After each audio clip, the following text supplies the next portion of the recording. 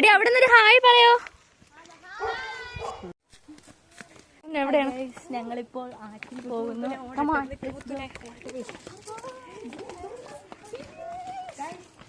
കുറച്ച് സൈക്കോ ആയ ഒരു പെണ്ണ്